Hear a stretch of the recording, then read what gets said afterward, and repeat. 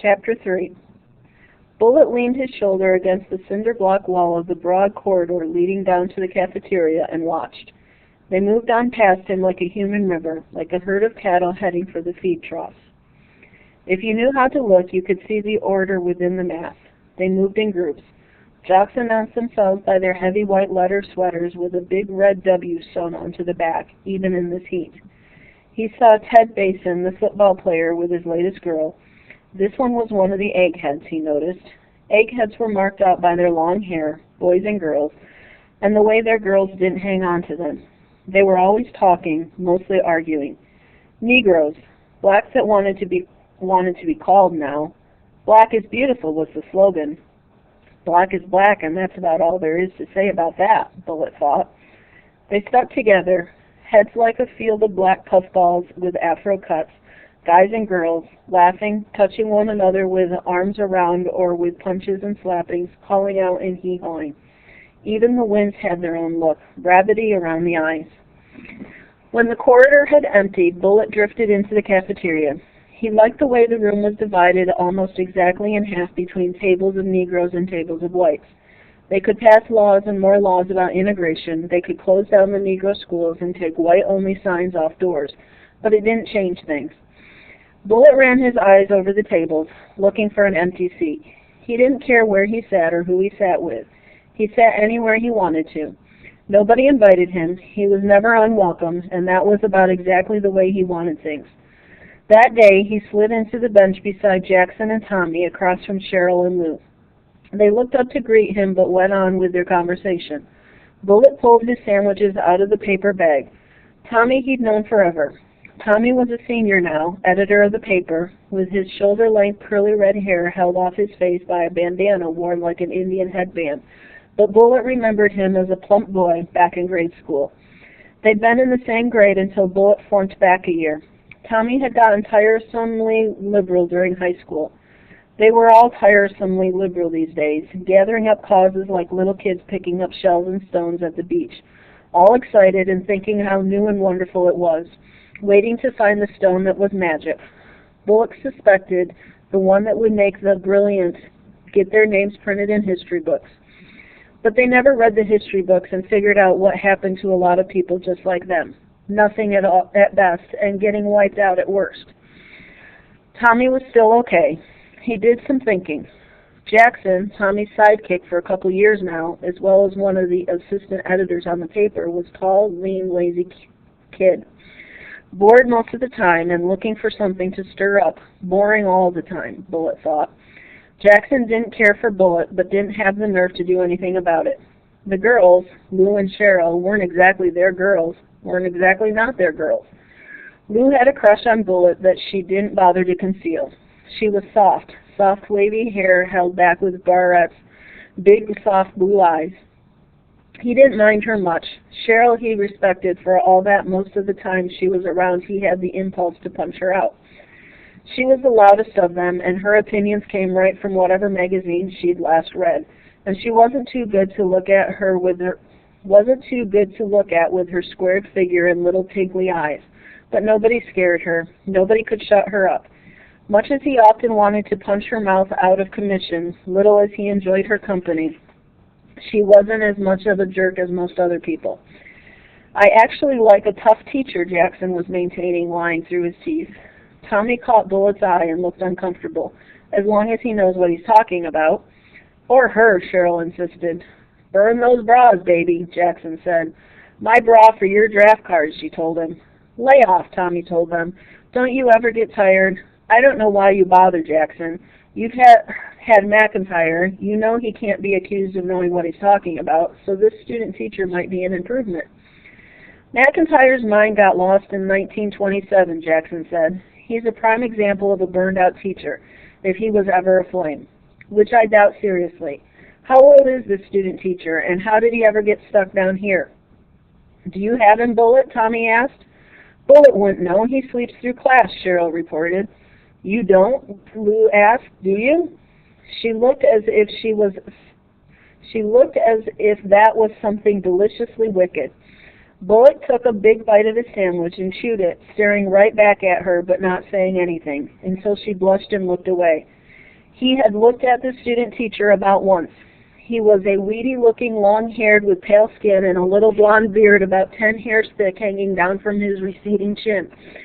I don't expect any joy of him, he told them, but he can't be worse than McIntyre. Don't you wish, Cheryl said. Come off it, Cher, Tommy told her. McIntyre hands out 10 dittos a day and then reads them aloud. Aloud! And then you spend the 3 minutes left at the end of class filling in the blanks he tells you the right answers for, and you hand them in. They're the same dittos he's used for decades. 45 minutes a day of screaming boredom. That's what hell must be like, he concluded. Hell is other people, Cheryl told him. Satra, she informed anyone who might not know, which was, Bullitt figured, all of them, including him. Quotes for every occasion, that's what Cheryl had. At least McIntyre is always good for a B, Jackson reminded her. He doesn't know how to give any other grade. His little fingers can't form any other letters. That looks all right on your record. Some of us are accustomed to A's, Cheryl said. They should fire him, Lou said. I don't want to have to take the U.S. history course from him if he's not going to teach us anything. He's got tenure, Tommy told her. They'd have to get him on something to be able to fire him. If they even want to fire him. If they even know how bad he is. Of course, if we could persuade Cheryl here to seduce him. Oh, wow, can I watch? Jackson cried. Not on your life, you pervert, Cheryl said. Besides, I'm saving myself for Ted Basin, the body beautiful. I don't know if Lou would be willing. Cheryl, Lou protested softly. But Cheryl's attention had moved on. I wonder about Meredith. She's a friend of yours, isn't she, Lou? What was she thinking of? Obviously, Tommy assured her, she's given up thinking. Who's Meredith? Bullitt asked. They all rounded on him, enjoying themselves. This year's Basin girl, Jackson told him. Don't you pay attention to anything, Bullitt? Tommy asked. Nope, Bullitt answered. Tommy chuckled, approvingly and admiringly. Even Tommy, who could have figured it out if he'd done anything thinking about it, couldn't figure out what had happened to Bullitt to make him so distant. Bullitt knew what had happened. He'd grown up. They talked about being grown up and realistic, but they didn't have the first idea about what it was really involved in it, so they saw Bullitt as some kind of mystery man. I never had a student teacher, Lou said. Do you think he's dodging the draft, Tommy asked Bullitt. He's pretty young, Cheryl answered. He's about the right age. What's his name, Tommy asked. You should have heard McIntyre's introduction of him, Cheryl went on. Boys and girls, she imitated the wheezy voice. We will be privileged this semester to see all the newest methods in education. I ask you, how can anybody be such a jerk? He probably practices at home, Jackson suggested. He probably worked for hours on that introduction, making sure it was perfectly jerky, in front of the mirror. What do you think? Oh, I hope not, Cheryl answered. No wonder he's in perpetual depression. That's stupor, Tommy corrected her, as in drunken. Walker, Bullitt said. They looked at him surprised. His name's Walker, the student teacher's. Besides, if he's dodging the draft, he's got my support, Jackson said. My guess is he flunked the physical. Have you seen him? He looks sickly, Cheryl told him. He's probably 4F. Nobody's 4F anymore, Tommy told her. They're only using one classification. The typewriters in Washington are jammed and they just keep turning out 1As. I'll be in Canada before they get a chance at me, Jackson said. They don't want you in Canada, swelling the roster on the dole, Cheryl told him. If I were a boy, Lou began, but Tommy interrupted her. I'll tell you what it's like, he said. He leaned forward a little, the way he always had when he had an idea that he was excited about. I've been thinking about this for an editorial. It's like dredging for crabs, the draft. They hang the dredge down off the back of the war machine, right? And they sink it into the mud. Steel teeth. He demonstrated with his hands.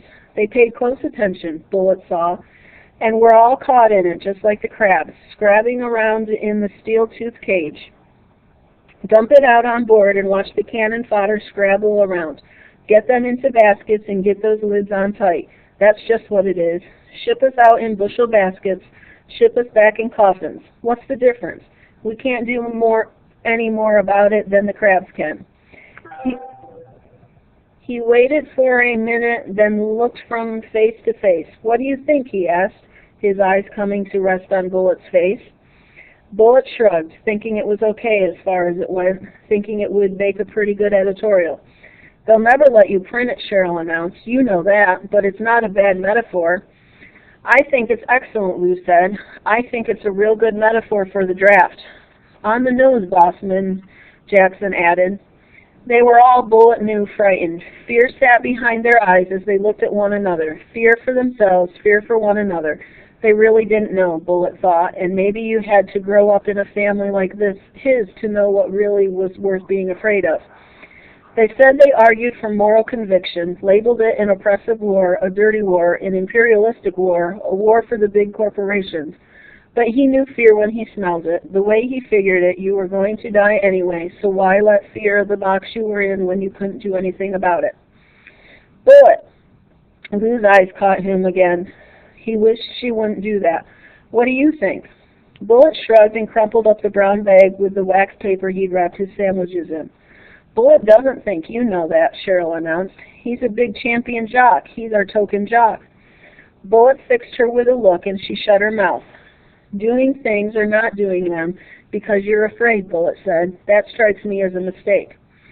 It took them a minute to figure out what he meant. Then Jackson snapped, Yeah, but you're the original fearless Fosdick. Bullet does think, Tommy said. He just doesn't want anyone to find out about it. We have nothing to fear but fear itself, Cheryl quoted, her eyes studying Bullet's face. Just for once. Shut up or speak for yourself, Jackson said. God knows I'm scared, Tommy said to Bullet. But there's a lot more than that involved, and you know it. Bullet shrugged. He didn't know that. Whatever you say. Tommy's voice got sullen. Hey, I didn't say anything, Bullet pointed out. And it's worth being afraid of anyway, Cheryl said. It's unrealistic not to be. But he wasn't talking about being afraid. He was talking about what you do about being afraid, Lou defended Bullet. He didn't know why she said that. He wasn't looking to win any argument. Besides, the draft's unconstitutional, Tommy said. The other three gathered around the argument. Bullet watched them, all leaning toward one another. 4 heads of long hair, all 4 of them convinced that they could get rid of this problem by talking about it. Or if not the draft, the war itself. The Constitution lays out the only way that war can be declared. You forgot that war hasn't been declared, Jackson pointed out. Then we're sending in mercenaries, right? Foreign troops paid to fight somebody else's battles. Besides, the case is that soldiers are fighting, for which our government is paying them. If troops are sent into combat, isn't that war? What are you going to do, sue the Army, Jackson asked. Why not? A class action suit. There's a possibility there. At least you could drag it out for years and keep away from the draft. Why not just go to law school, Lou suggested. The war can't last forever. Do you know how long the French were fighting before they pulled out, Cheryl asked her. A long time, she answered herself. Or the Navy, Lou said. Law school and then the Navy. I'm willing to consider anything, Tommy said. Marriage and procreation, Cheryl suggested. A couple of babies. Fast. Or bigamy. Talk about a fate worse than death, Jackson said. I think it's terrible what they're doing to us, Lou said. To all of us. It really is. War is hell, Cheryl said. Bullet watched them react to that. What do you know about it? Jackson demanded. They don't draft women. They don't even let women into combat zones, not even near them. You want equality? As far as I'm concerned, you can have it. You can get out there and take your chances with the rest of us. It'll improve the odds for me, at least. I don't know. The experience might help you grow up, Cheryl snapped. I'm worried about living long enough to grow up. Grow old, Jackson told her. Growing up will have to take care of itself. Bullet stood up abruptly. Jerks. He'd had enough of their conversation for a day. When he talked like that, and they most often did, it was so stupid he felt like taking a big needle and sewing their lips together. They just didn't know what they were doing, and they didn't even know what they wanted to do, if they could do what they wanted. See you, they said to his back. Algebra slid by, and shop. Bullet raised his head from the carburetor he was taking apart, inhaling the odors of oil and sawdust and metal, looking over the long room.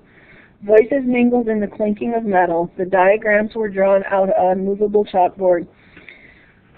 One of the heads at another table was raised just then to look at him.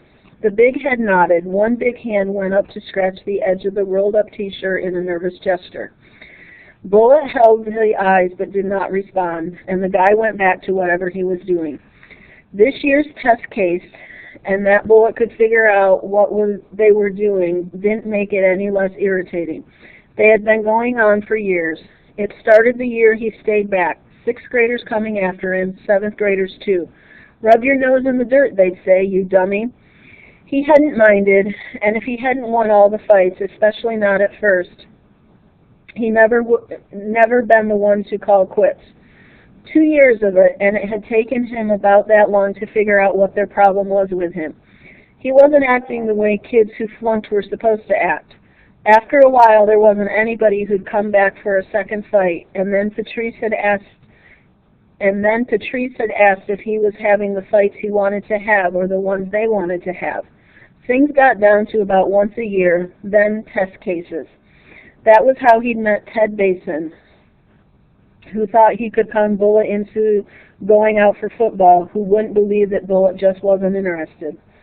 This year, it was his vocational track guy from shop. They'd started in right away, the first day of school, pushing at Bullet, looking for a fight. What do we have here? One of the college preppies come slumming? You come slumming, little boy? He was big, ox-like, and he used to scaring people. Bullet gave him time, gave him nothing to go on. His friends tried to shut him up, but the guy had to show off. He wouldn't listen to them. He wasn't too swift.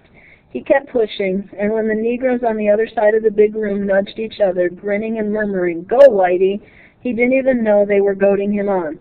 "You with the hair, you and your fag friend Tommy Hill, heap big editor. You eggheads make me want to puke." Bullet just looked at him and waited. It's up to you, he thought. I'm not interested in you. You can dig your own grave if that's what you want. "Hey, man, take it easy. That's Tillerman," one of the ox guy's friends said, pulling back at a thick arm. "Tillerman? You've got to be kidding. Looks like Tiller girl to me, with all the pretty hair." His friends didn't know whether to laugh like they were supposed to or what. Bullet waited, letting his anger boil slow. When the people were this stupid and wouldn't listen because they didn't listen to anybody and wouldn't leave him alone, it burned him, the way people thought because he was built small they could take him on, or walk all over people just because they were over 6 foot and heavy. They thought they could run him scared. Jerks. "I'll see you in the parking lot after school, Tiller girl," the big jerk said. Bullet had shrugged, had met him and had blacked both of his eyes before he let him go bleed on his friends for comfort. He'd figured out before he got there behind the pickups what the guy should get. 2 black eyes to mark him for a week and get the message out clear for the year. A couple of punches to the diaphragm so he'd drop his guard, then wham. The guy had been knocked to his knees by the first real punch Bullet delivered. Bullet had to wait for him to get up before he could black the left eye. "Hey," the guy had said, surprise making his voice high, starting to back away. "I didn't..." Bullet got at him again, diaphragm eye. "I know you didn't, and what you didn't. Didn't think I'd show up, did you? Didn't think I'd be able to touch you. And now you want to back out. But it's your fight. You wanted it. Now you've got it, and let's finish it." When Bullet had finished it, he walked away to wash off the blood on his hand from the guy's nose and get on down to practice. Ever since, the guy had tried to be friendly, sort of nodding and keeping a respectful distance. He even tried apologizing. "Hey, man, I'm sorry. I didn't know." "You didn't put up much of a fight," Bullet cut him off, the only time he'd spoken to him. People like that, bullies who stepped on other people just because their feet were big enough, they should be put down, like runts. They were as bad as fear-run people they stepped on, who toadied around them. Bullet didn't want to have anything to do with any of them. Every year, one of them would try him out somehow. Every year, he'd have to show whoever that he wasn't to be messed around with, then they'd all leave him alone. He didn't know what their problem was with him, although he could guess. Some kind of king of the mountain game. One thing he could say about the Negroes, they never tried him out. They seemed to know he had nothing to do with them.